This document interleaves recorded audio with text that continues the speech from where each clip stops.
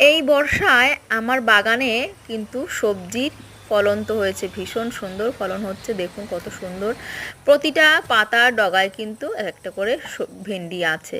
আর এখানে কুমড়ো শাকের কথা কি বলবো, কুমড়ো গাছ তো হয়েছে, প্রচুর শাক খাচ্ছি, প্রচুর পরিমাণে শাক হচ্ছে।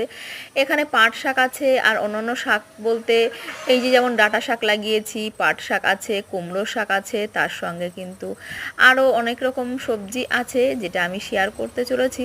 তো দেখুন অনেকগুলো কিন্তু ভেন্ডি গাছ আছে, আর সবগুলোতে কিন্তু এখনও আসেনি, একটু একটু করে আসতে শুরু করেছে।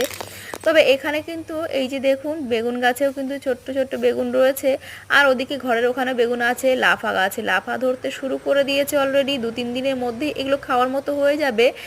আর এদিকে কিন্তু আরেকটা জিনিস দেখাবো যেটা আমার বাগানে ফলতে শুরু করে দিয়েছে, তো সেটা হলো এই যে দেখুন ঝিঙে, এই যে ঝিঙে ফলতে শুরু করে দিয়েছে, আর সবজি তো প্রচুর পাবো আশা করি।